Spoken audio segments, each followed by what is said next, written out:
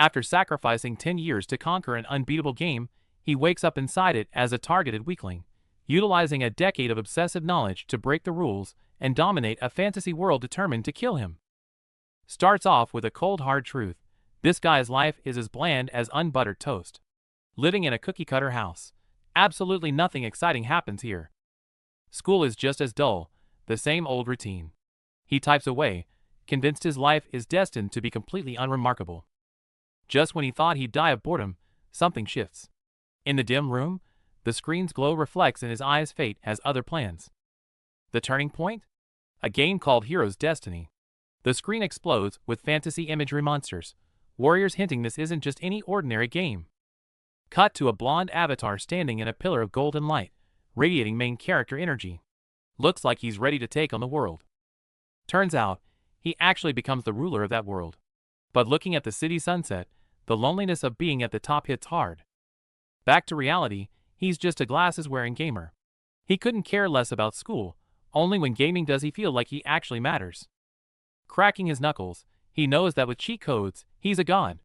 The feeling of total control in the virtual world is his only addiction. An ordinary student in reality, a heavily armored pro in-game. He impatiently starts his stream, ready to show the world some real skills. Trolls immediately flood the chat calling him boring and slow.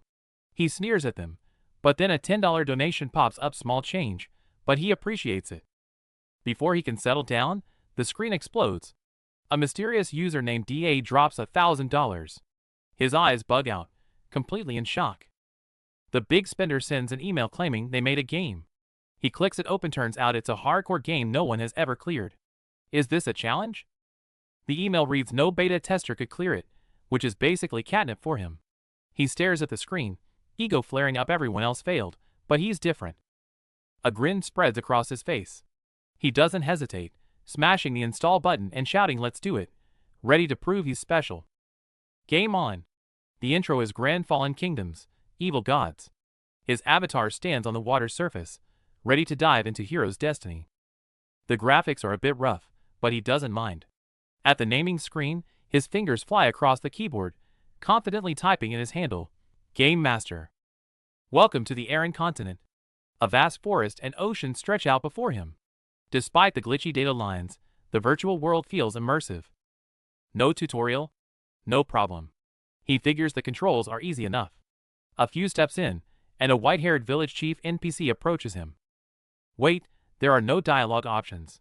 Panicking, he mashes the keyboard to test it, accidentally typing, "Give me your gold, or I'll kill everyone." The NPC has zero chill. The chief swings a tool straight at his face. Thwack. Screen goes black. He just got one shot in the intro. Before he can react, red text screams, "You died." The gamer clutches his head in panic. The pain feedback is way too real. He refuses to accept defeat and hits restart. Meeting the village chief, he switches tactics, putting on a pitiful face to beg for sympathy and food. The old man offers a drink, and he gulps it down without suspicion. Suddenly, his throat burns. It wasn't water, it was poison. Dying again, the gamer snaps. Realizing the NPCs are network controlled, he decides to cheat physically. He yanks the internet cable to cut off the developer's strings. Bad move. The game glitches out, his character spews gibberish, and dies a gruesome death. The "you died" screen mocks him again. This game is playing him. He drops his mouse in shock. The game is still running without the internet. He stares at the name, DA, on the screen, a chill running down his spine. Hours fly by, and it's already past 1 a.m. Despite the creepiness, the uncanny realism has him hooked. He decides to save and call it a night. Lying in bed, his mind races. That wasn't just a game, it felt like a real world. The impossible difficulty has completely ignited his competitive spirit.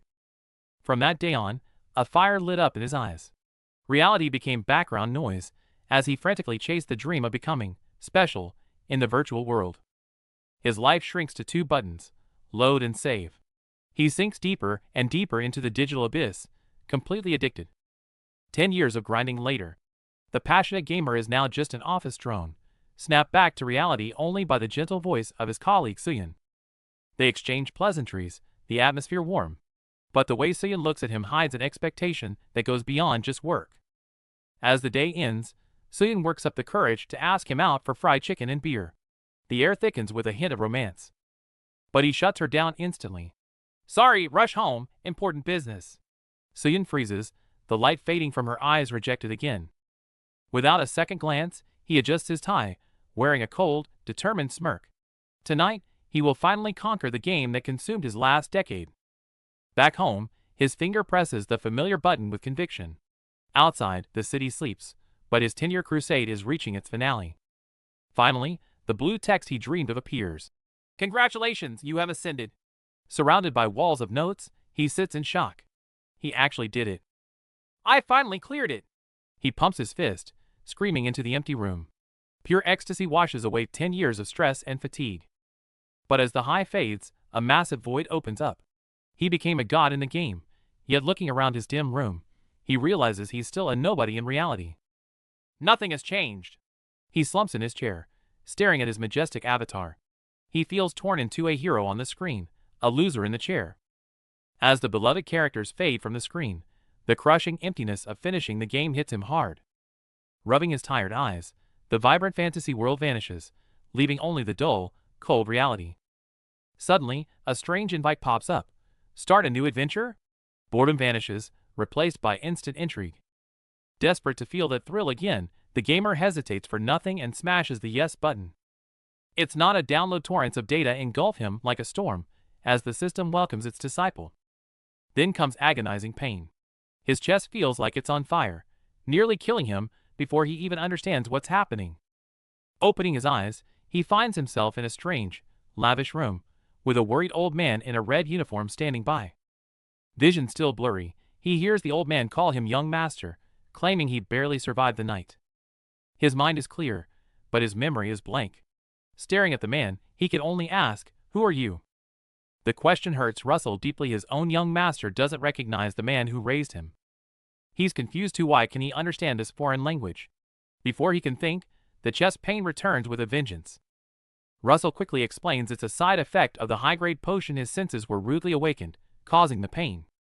Seeing his distress, Russell bows and leaves, giving the young master space to recover alone. It's a long, grueling night.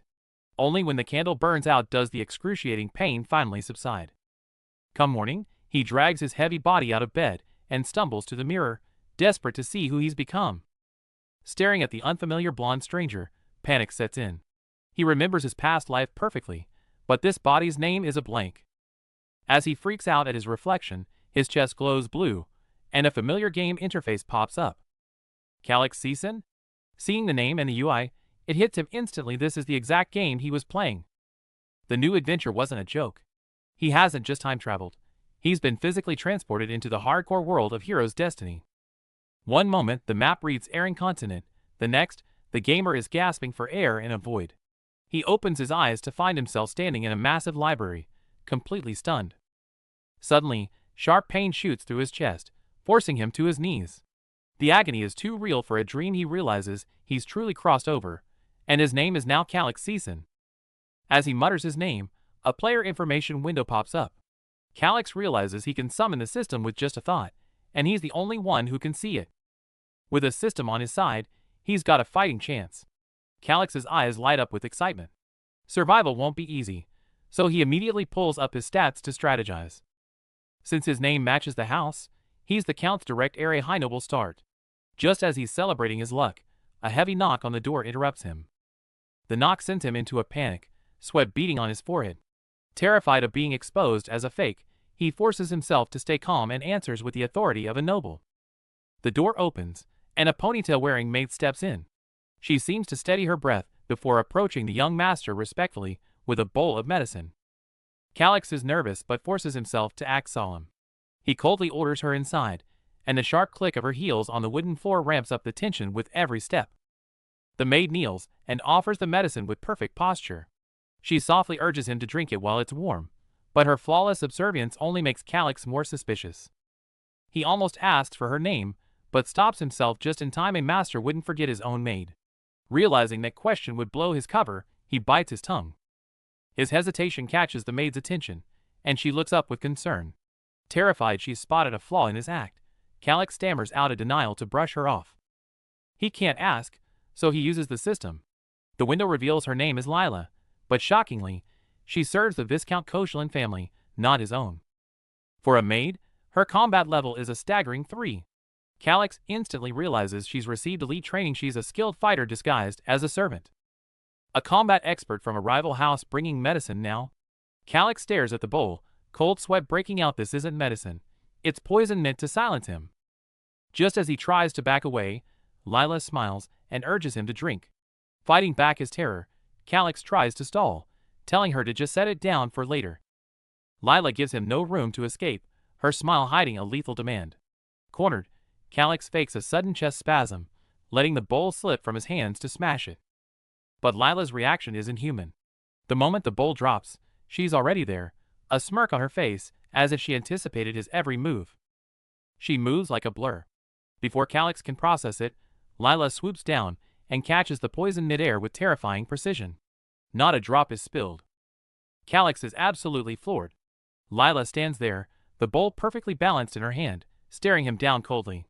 That speed was superhuman. He is in serious trouble.